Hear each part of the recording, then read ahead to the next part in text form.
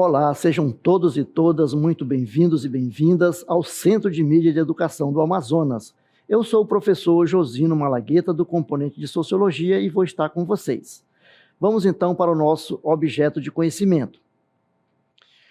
A aula de número 1 tem como objeto de conhecimento introdução aos clássicos da Sociologia e aos seus principais conceitos. O detalhamento da nossa aula é compreensão da fase inicial sobre a formação da Sociologia enquanto ciência social, destacando o pensamento dos principais clássicos europeus e do Brasil.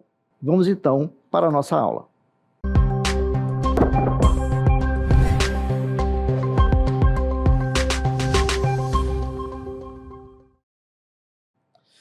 Muito bem, a gente vai então falar aí dos primórdios da sociologia, né, como que se deu esse processo. A gente vai então falar o seguinte, vejam lá.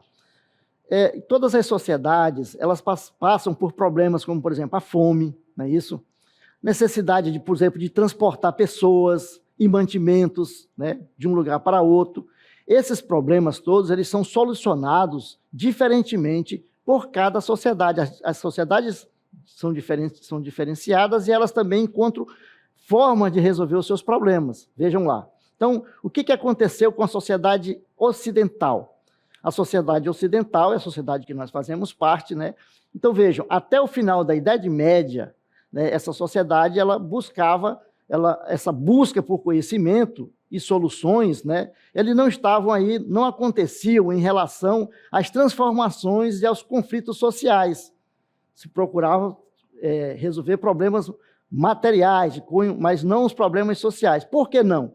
Porque, segundo essa percepção da época, essas questões elas não diziam respeito à estrutura social. Como, por exemplo, questão de choques entre religiões, os conflitos geracionais, a estrutura familiar, as organizações políticas e econômicas, né, e outras. Isso aí não dizia respeito às questões sociais, porque, segundo eles, esses fenômenos eles eram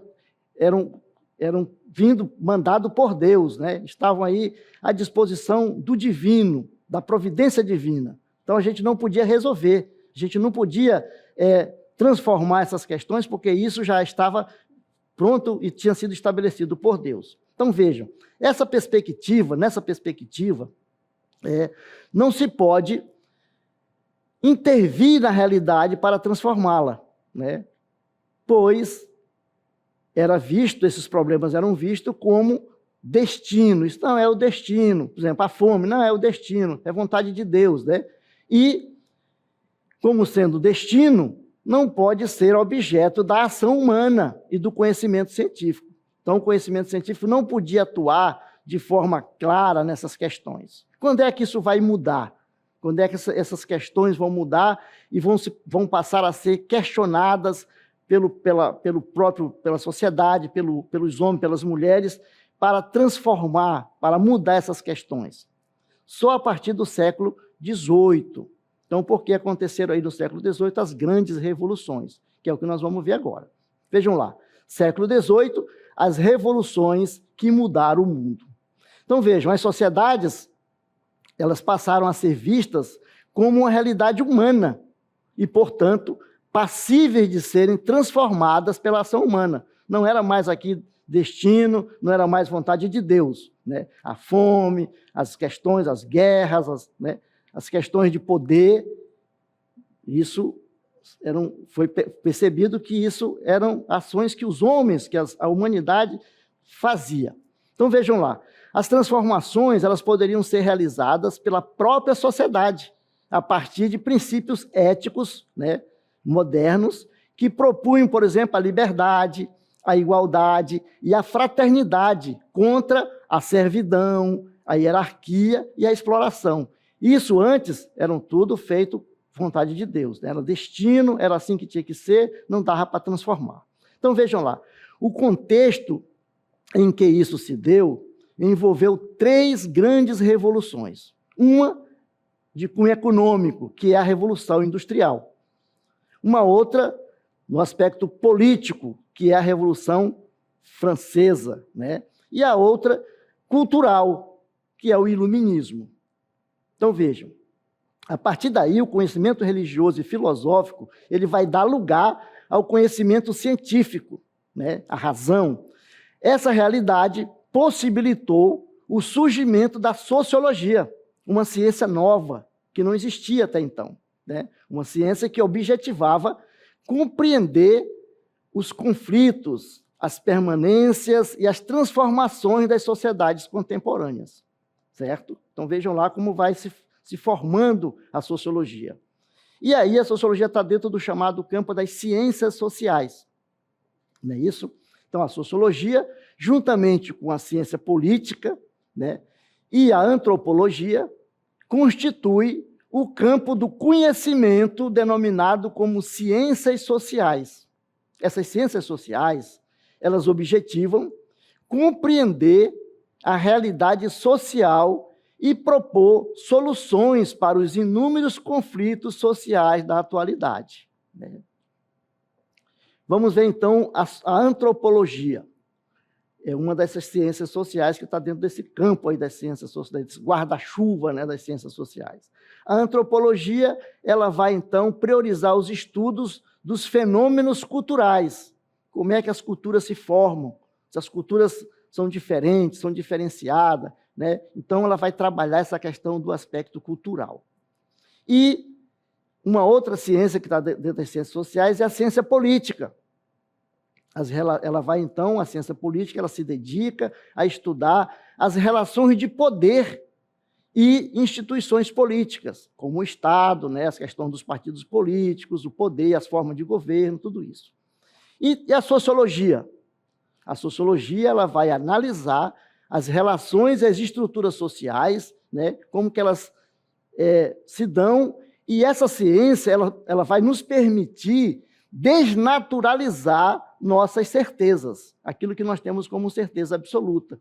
A sociologia vai desnaturalizar, né? vai quebrar os nossos paradigmas, né? Muito bem.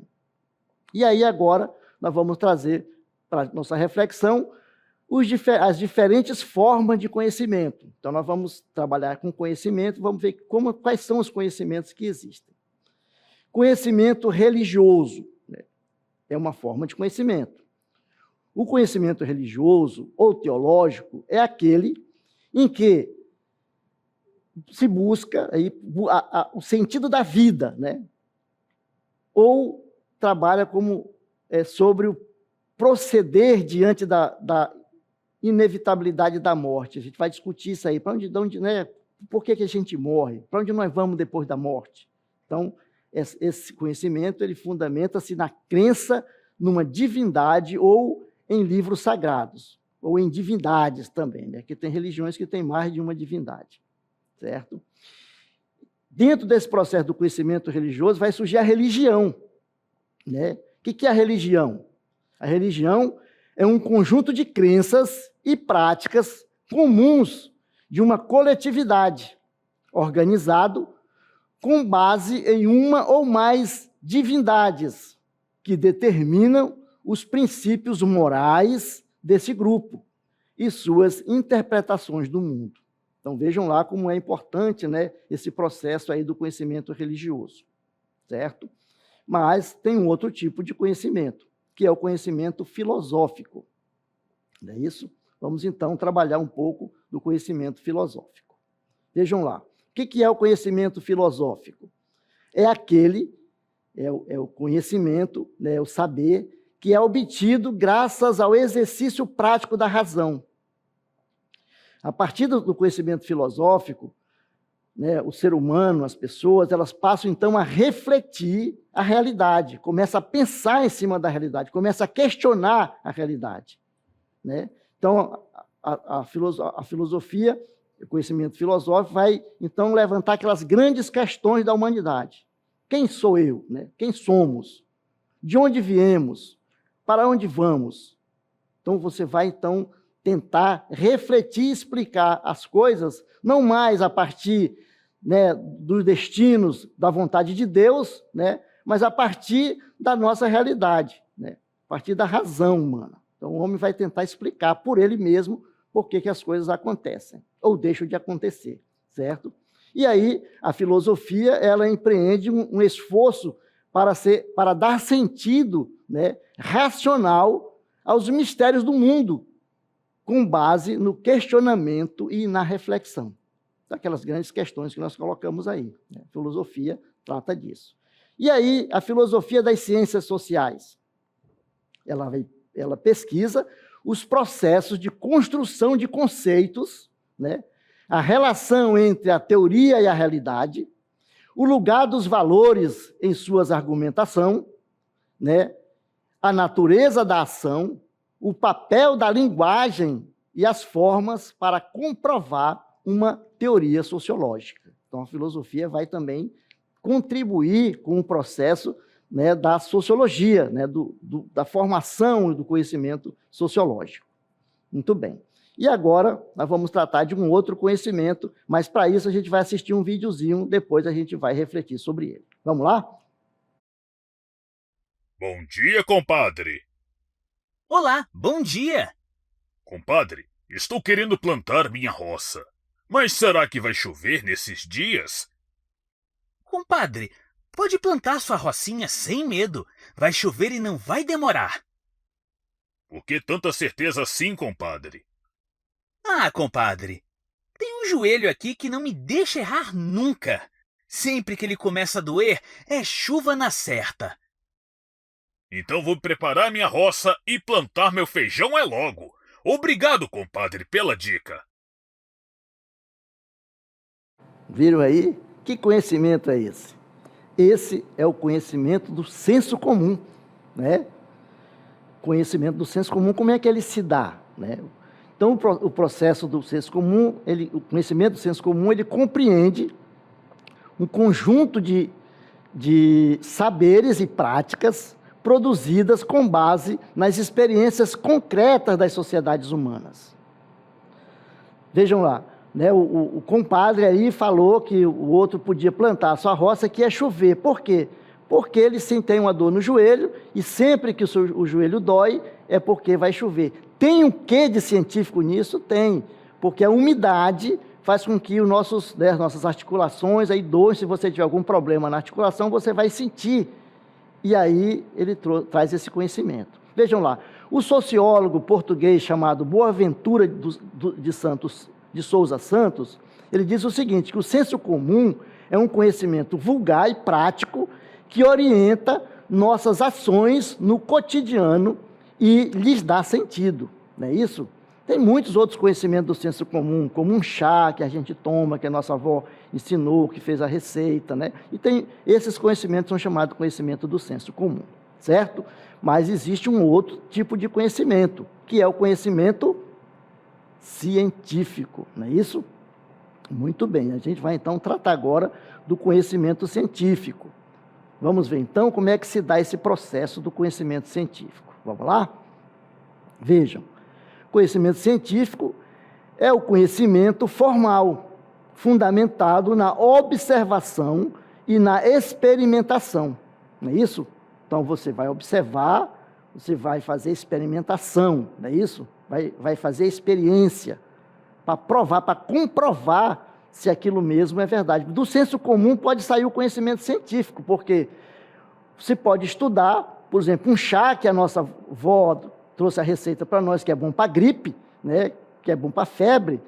A ciência pode estudar isso e pode observar e fazer experimentação e chegar a um conhecimento que realmente aquele chá daquela determinada erva serve para um determinado tipo de doença. Vejam lá, né? Então, o conhecimento científico ele é o resultado da busca constante por explicações sobre diferentes eventos que acontecem em nosso mundo.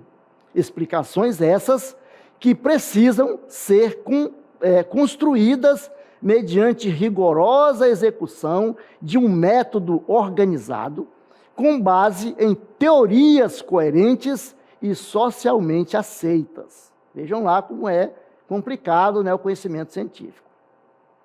As explicações obtidas com regras e critérios sistemáticos de investigação e de verificação constituem a forma de conhecimento que chamamos de ciência. Vejam aí que tem algumas palavras que são palavras-chave aí, ó. Critérios sistemáticos de investigação, de verificação, né, que vão levar ao conhecimento científico, que vão levar à formação da ciência, certo? Muito bem. E esse conhecimento científico, ele tem algumas características, né? Algumas características. Vamos ver quais são? Muito bem. A primeira característica do conhecimento científico é a sistematização. Lembra que eu chamei a atenção para vocês lá no texto, né? Chamei a atenção desse conhecimento. Sistematização é um saber ordenado, isto é, formado a partir de um conjunto de ideias que são formadoras de uma teoria. Então, um conjunto de ideias forma uma teoria sobre um determinado assunto, né? E aí, a partir daí, vai sistematizar esse conhecimento. Ele vai ser aceito no Brasil, na Inglaterra, nos Estados Unidos, em qualquer parte do mundo, né? Porque ele tem base aí, tem uma sistematização. Ele tem ideias que formularam uma teoria, né? Muito bem. Ele também é verificável. Então, uma outra característica é a verificabilidade. Isto é, toda ideia e teoria deve ser verificada e comprovada, né, sob a ótica da ciência. Por exemplo, tem muita gente que acredita que a Terra é plana, né? Fala que a Terra é plana. Porém, a ciência já provou que a Terra é arredondada, né? Pelo próprio sistema aí da circulação da Terra, da órbita que ela faz, né? Dos outros planetas que compõem o sistema solar. Então, já foi provado cientificamente que a Terra ela é redonda, né? Vejam lá. Então, foi verificável, já pode ser verificado isso aí. Outra característica, ela é infalível. Infalível não. Ela é falível, né? Ela é falível. Por que é falível, professor? Porque ela pode mudar, né? Significa dizer que nenhum conhecimento ele é definitivo, né?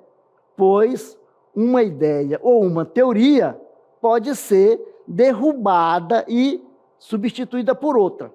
Professor, dê um exemplo para nós. Eu vou dar agora mesmo. Vejam lá. A Terra, durante muito tempo, se acreditou que o Sol girava em torno da Terra. Lembram disso? Essa era uma teoria. Essa teoria foi derrubada, né? O Copérnico aí começou a estudar, os cientistas começaram a perceber que não, que era o contrário, a Terra ela se movia ao redor do Sol, não é isso? Então vejam, o conhecimento científico ele é falível, não é isso? Então, desde que a ciência se tornou preponderante sobre o senso comum, iniciou-se um debate sobre que conhecimento é mais importante, conhecimento científico ou conhecimento do senso comum. O sociólogo brasileiro Pedro Demo diz o seguinte, ele fala, quando compara o senso comum à ciência, diz que o senso comum é um conhecimento não crítico, isto é, que aceita a realidade sem questionamentos, sem pesquisa. Porém, ele não pode ser inferiorizado, porque o conhecimento do senso comum, ele também tem sua validade, não é isso? Então, o conhecimento do senso comum, por exemplo, como a questão dos chás, etc., isso aí já foi comprovado que tem essa sua validade. Então, o conhecimento do senso comum ele pode contribuir, né, para chegar a uma formulação de teoria e de sistematização do conhecimento que vai levar, então, ao conhecimento científico. Muito bem. Então, aí, a partir de tudo isso, nós vamos ter uma nova maneira de interpretação do mundo, né? Tanto do mundo físico como do mundo social. Mas, para nós aqui, o mais interessante que nós vamos estudar é sobre a questão da transformação da realidade social, né? Da nova interpretação da realidade social. O surgimento da ciência possibilitou uma nova leitura e interpretação da realidade social a partir do século XIX. Por quê? porque os estudiosos e pensadores buscavam interpretar a realidade social surgida no contexto das chamadas revoluções, né, das grandes revoluções, aí, como a Revolução Industrial e a Revolução Francesa, não é isso? E também sobre a questão do Iluminismo. Vamos ver, então, o que foi a Revolução Industrial.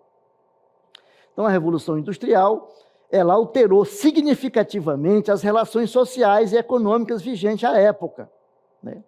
Então, a questão do trabalho, a questão das relações de trabalho mudaram. A economia agrária, ela deu lugar a uma realidade cada vez mais urbanizada nas cidades, né? Então, uma sociedade que era rural se transformou numa sociedade urbanizada. Então, a cidade, né, e o rápido desenvolvimento do comércio e da industrialização. Então, mudou a configuração da sociedade. Surgiu, então, aí uma mão de obra abundante e barata, fruto da transformação das propriedades comunais, né, rurais, em propriedades privadas. Então, as terras elas deixaram de ser comunais e passaram a ser particulares, né? Então, essa mão de obra foi explorada em todas as suas formas, as condições de trabalho, né, um trabalho insalubre, jornadas exaustivas de trabalho, falta de proteção, né, não tinha um salário fixo e nem garantia de emprego. Então, toda essa realidade aí gerou um problema social muito, muito sério na Europa, né? Então, a Revolução Industrial levou aos pensadores a questionar essa realidade que estava aí. Então, uma das revoluções aí foi a Revolução Industrial. Mas nós tivemos outra, que é a Revolução Francesa, né? Então, a Revolução Francesa mudou radicalmente tanto o saber sobre a política quanto a prática, não é isso? A burguesia, que era aquela classe ascendente, até então impedida de governar pelo chamado Antigo Regime, impôs uma nova maneira de ver o mundo, fundamentada na razão e na observação da realidade. A sociedade surgida com o liberalismo, né, e com a questão da burguesia, né, o chamado liberalismo econômico, não conseguiu alcançar seus objetivos e a histórica desigualdade existente entre nobres e plebeus agora acontece entre proprietários, que são os donos dos meios de produção, e os não proprietários, que são os trabalhadores rurais e os operários. Então, a nova sociedade trouxe apenas a igualdade jurídica, permanecendo a desigualdade econômica e social, o que gerou uma série de questionamentos, né, da parte de intelectuais, de pensadores, de movimentos sociais e trabalhadores, né, organizados de diferentes setores da sociedade. E aí, então, vai surgir o pensamento sociológico, né, a sociologia como ciência da sociedade, de estudar a sociedade. As lutas, né, por melhores condições de vida e de trabalho e por mais participação política, fizeram crescer o clamor por soluções que impedissem o esfacelamento da sociedade europeia. Então, toda essa situação e a busca de conhecer as causas das desigualdades e de criar soluções racionais impulsionou o desenvolvimento das chamadas ciências sociais, não é isso? Então, nesse primeiro momento, nós vamos então aí,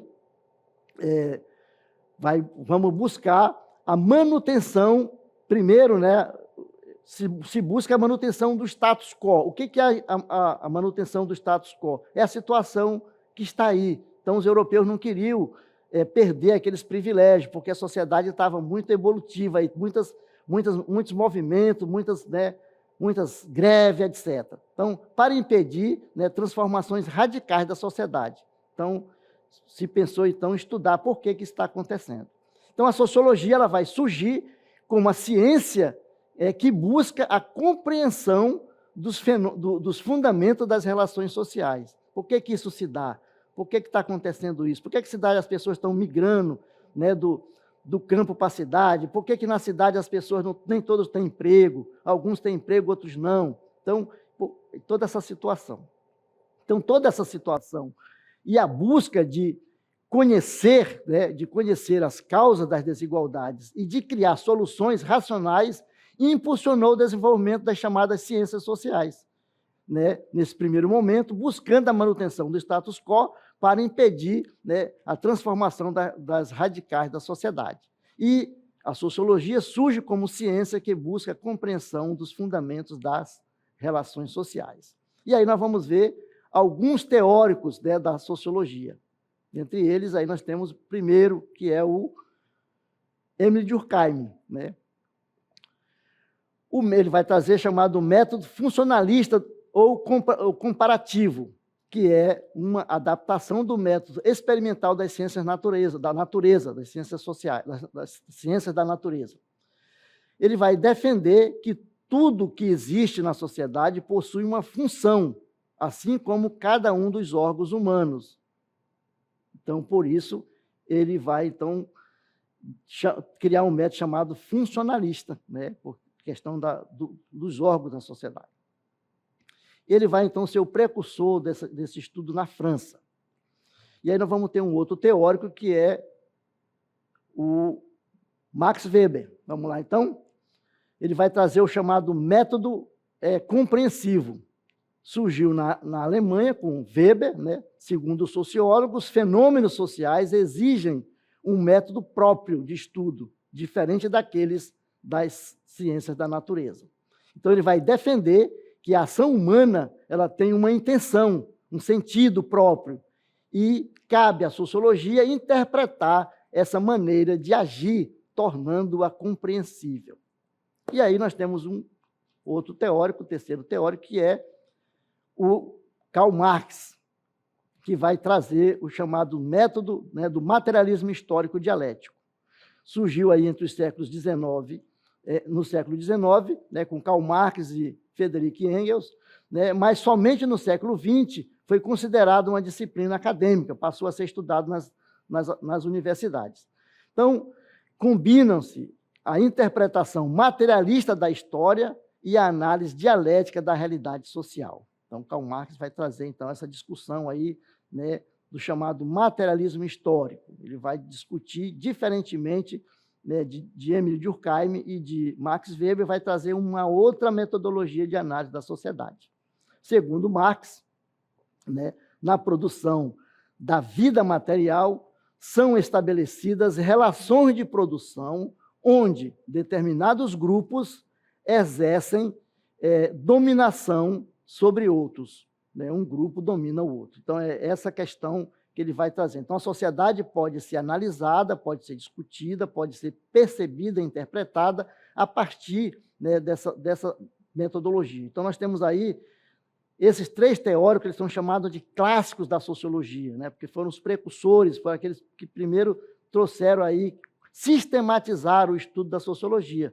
Então, temos aí o Émile Durkheim, né, o Max Weber e o Karl Marx. Então, esses três teóricos, eles são imprescindíveis para se estudar a sociedade hoje. Claro, nós temos outros teóricos, que são chamados teóricos contemporâneos, que nós vamos ver em outras aulas, mas todos esses teóricos, eles têm base nesses três teóricos aí, vão fundamentar os seus estudos a partir, né, da análise e das teorias formuladas, sistematizadas, como nós falamos, desses três teóricos aí, tá bom? Muito bem, então a gente fica por aqui.